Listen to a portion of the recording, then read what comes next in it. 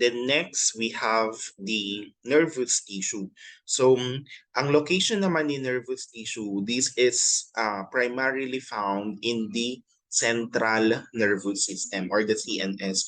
So dito sa central nervous system, um, ini-include natin si brain and then yung spinal cord. And then as it is being said here, the nerves. So we have the peripheral nerves throughout the body. So sabi dito, it's responsible for coordinating and controlling many body cavities. So si nervous tissue, this is responsible for coordinating and controlling numerous bodily activities. So making it a critical component dito sa animals' body's overall control system.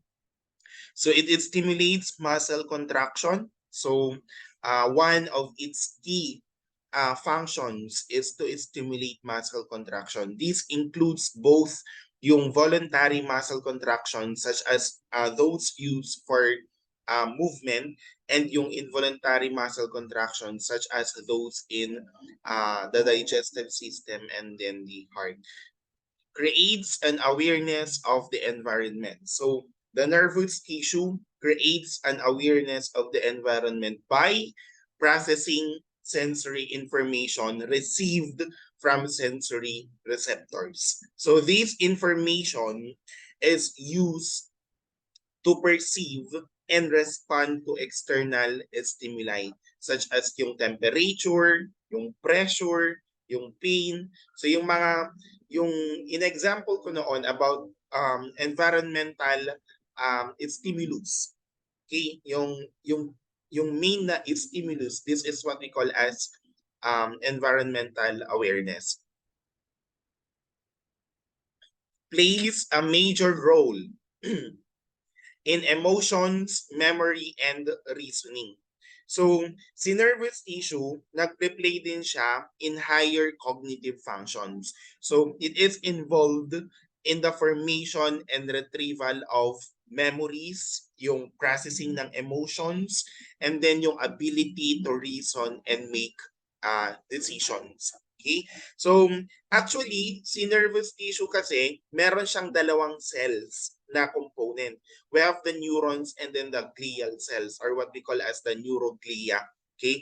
Pero I will show you to later on naman yung dalawa. Okay? Pero dito sa dalawa, si neurons, these are the functional units that are responsible for transmitting electrical and chemical signals. While yung glial cells, they usually provide support and protection sa mga neurons. Okay, so we have here the nervous tissue as one of the types. We have the neurons. Okay, so as what I have said kanina, while these two cells work together to perform yung mga various functions nila within the nervous system. Okay, so we have here, so neurons or the nerve cells, in other words, these are the primary functional units of the nervous system. So they are usually specialized for the transmission ng electrical and chemical signals. Then several components, although you have already encountered this one in your nervous system in ANSI 20. So one of the components ng neurons, we have the cell body. Or yung tinatawag natin na soma, S-O-M-A.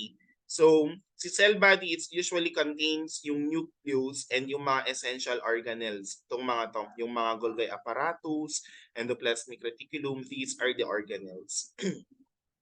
And then, kung titingnan natin, meron din siyang dendrites. Si dendrites naman, that is a branching extension. Sila yung nagre-receive ng signals from other neurons or sensory receptors. Now, in terms of the axon, etong si axon, usually elongated to na extension ng neuron. Nagtra-transmit ito ng signals away from the cell body. Okay? Away from the cell body. Now, although wala dito, meron tayong ito, yung synaptic. Yung synaptic terminals or yung tinatawag natin na synapses. Okay? Etong mga synapses na to, they are very important kasi these are the junctions where neurons communicate with each other or with other cells. Okay? Papaano with other cells? It's usually the muscles or yung glands. Okay? So overall, etong neurons, they transmit information through electrical or chemical signals.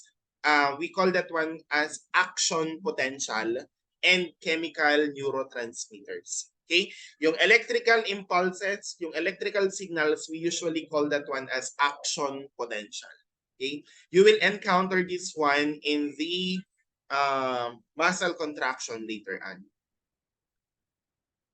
So ano usually yung types ng neurons? We usually have yung specific yung sensory neurons. Okay, we have this number one, sensory neurons.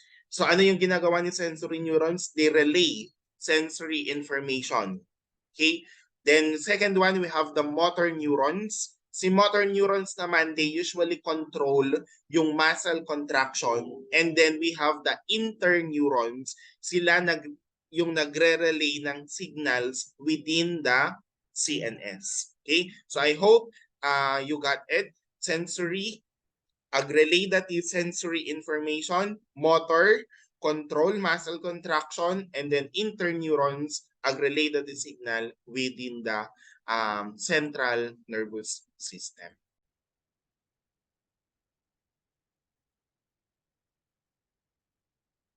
Okay, and then we have the second one, the glial cells or yung tinatawag natin as neuroglia. Okay? Etong mga glial cells naman, they are usually non-neuronal cells na nagpro-provide ng support, ng protection and maintenance para sa mga neurons. Okay? Kung titignan natin, meron tayong different na examples for this one.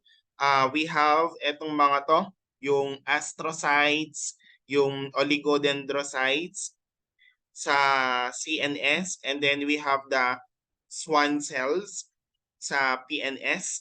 Then we have yung microglia, yung ependymal cells, and then we have the satellite cells. Okay? So etong mga to are the examples or types ng glial cells. Okay, so unahin natin yung peripheral nervous system. We have first the satellite cells. Ano yung usually na function nito or location nito? Nakikita natin yung satellite cells of course sa PNS, specifically doon sa sensory and autonomic na ganglia. So sila yung collector ng cell bodies outside the CNS. So ang pinaka-primary function ng mga to, etong satellite cells, is to provide support and protection sa cell bodies or yung somas ng mga neurons in ganglia. Okay? So, aside from that one, as what I've said kanina, hindi lang nagiging protector ang glial cells, but then they are also supportive. Okay, na meron silang support role. So etong mga satellite cells, nagre-regulate sila ng microenvironment around the neurons by controlling yung exchange ng nutrients, ng gases, and then yung mga waste products. Okay? So meaning to say, they help in insulating neurons from one another.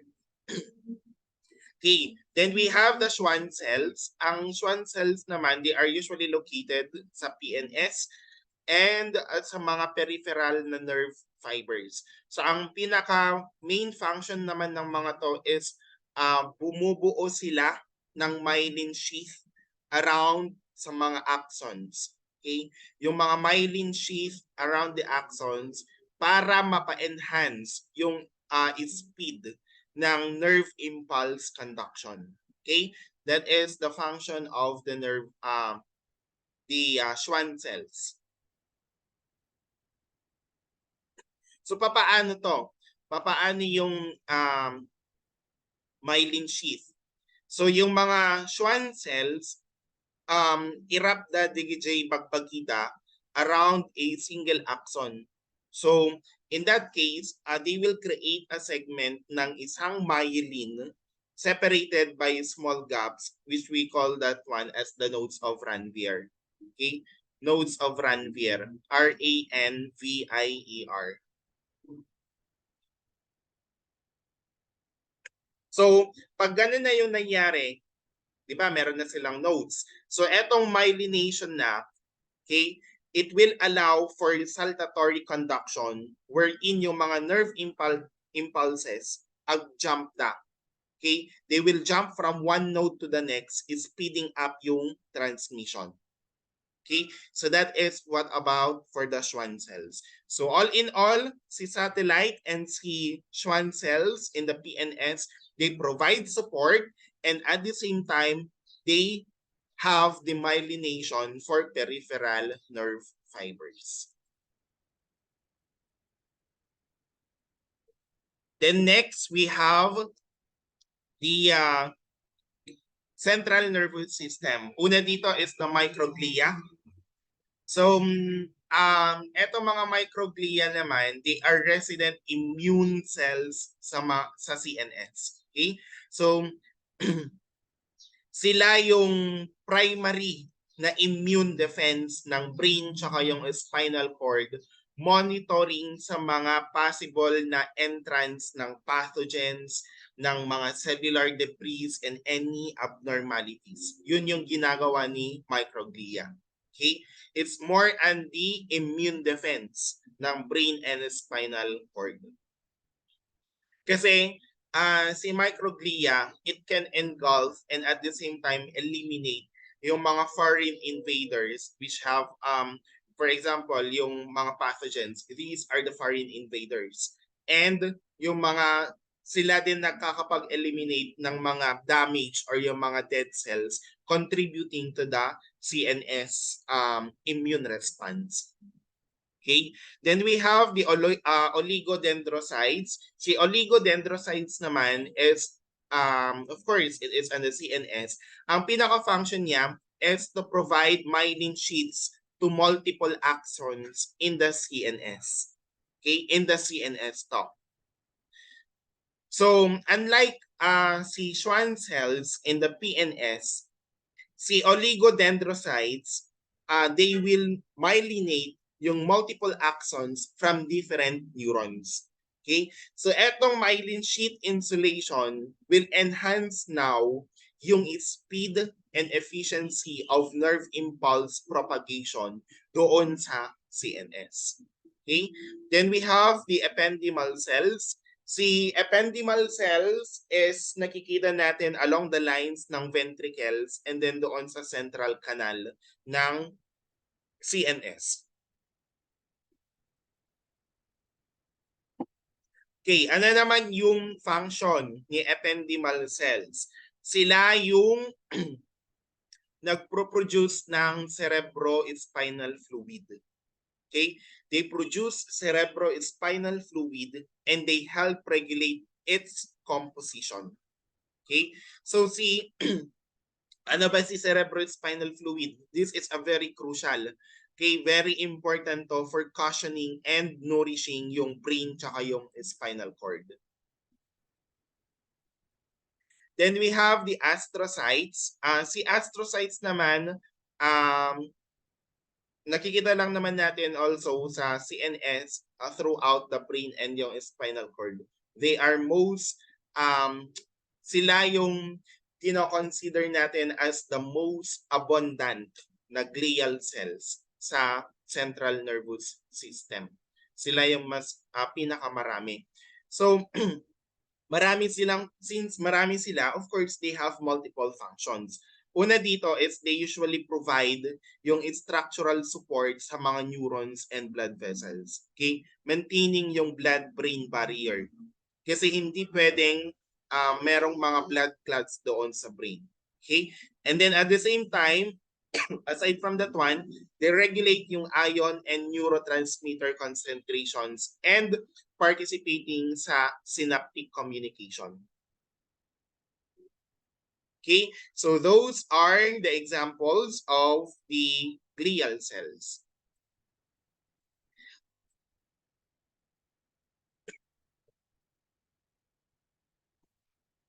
Okay, then next we have the connective tissue. Ang connective tissue naman, sabi dito, ang connective tissue ranges from avascular to highly avascular. So in terms of vascular variation, ranging from avascular, so meaning to say having few the blood vessels, to highly vascular, which is now rich in blood vessels. So that is for the connective tissue. But then this variation is still depends on the specific type and function of the connective tissue. So for the composition, it is composed mainly of non-living extracellular matrix that separates the cells of the tissue. So meaning to say, connective tissue is primarily composed ng extracellular matrix that makes up the bulk of the tissue. So si ECM, okay, si extracellular matrix, this is made of protein fibers, mga ground substance, and yung tissue fluid. Okay? Kasi si ECM, okay, si ECM, non-living component is una na ag-surround and ag-separate kadigiti cells in connective tissues. Usually, meron siyang tatlong component. We have the fiber, we have the ground substance, and then we have the tissue fluid. Si fiber, dito na yung um, collagen, yung elastic and reticular fibers that usually provide structural support and flexibility. Si ground substance naman, this is usually a gel-like, parang gel isuna nga substance nga ag-fill. Ag-fill in kadigay spaces between the cells and fibers para makapag-provide iti cushion and support. Okay, for the tissue fluid, this is usually the fluid component of the ACM. So which allows, ang ginagawa, kaya meron siyang tissue fluid yung ACM is para merong diffusion ng nutrients and waste products. For the location, it is present in between different tissues and organs. Okay, so widely distributed etong connective tissue throughout the body.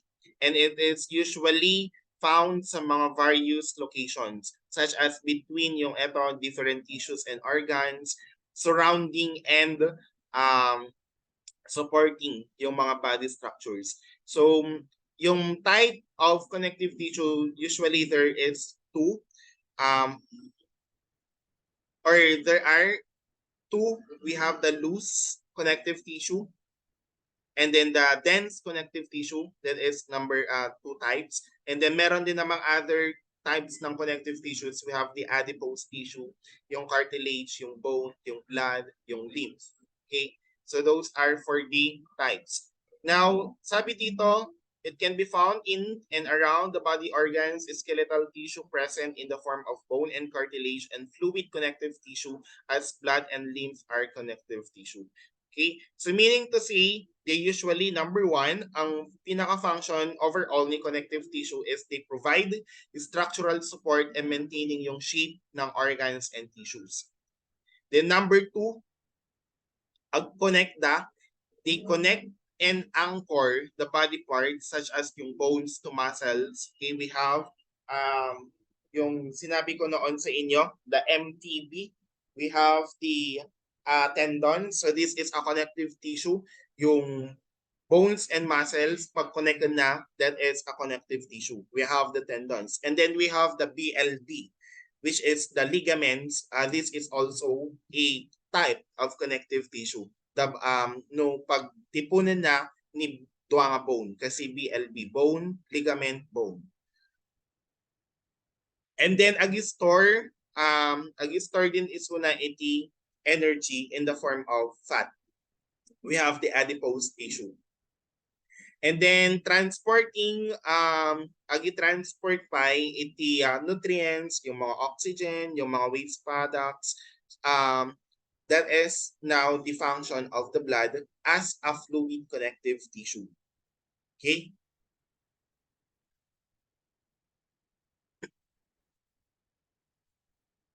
So eto, these are the three. Meron tatlo. Pero eto lang kasi yung nasabi ko kanina, we have the loose and then the dense connective tissue.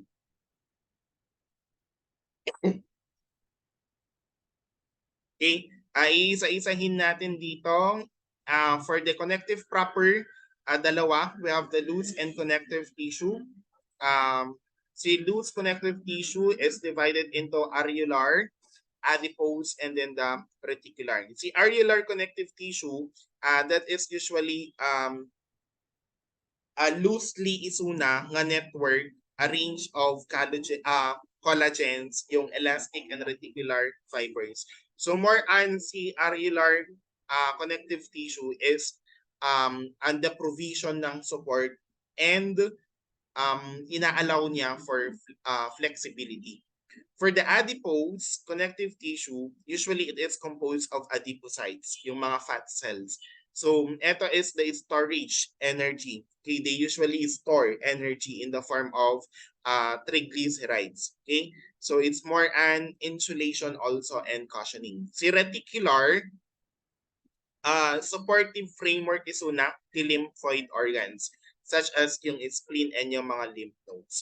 Si dense connective tissue, we have the regular, irregular, and elastic. Pag sinabi natin na regular, um, they are usually aligned in parallel. So meron silang provision ng strength and then yung resistance sa pag-stretch, and then this is usually found etong regular na connective tissue sa mga tendons and ligaments. Although si dense irregular connective tissue, composed din siya, or ang composition din niya is collagen fibers, but they are arranged irregularly. Yun yung difference nito. Ganun lang din, it usually provides strength and support sa mga areas where merong tension is exerted from different directions, such as yung dermis ng skin. And then for the elastic connective tissue, it contains yung mga abundant elastic fibers, so making it highly elastic and flexible. Okay? So nakikita natin to sa mga large walls ng large arteries. Then for the cartilage, that is another one. Usually meron dyan yung hyaline cartilage, yung fibrocartilage, yung elastic cartilage, mga din. And then for the bone, we have yung compact bone, the spongy bone, or the cancellous bone. And then the blood, this is a fluid connective tissue. So iisa-isahin naman natin to, lahat-lahat.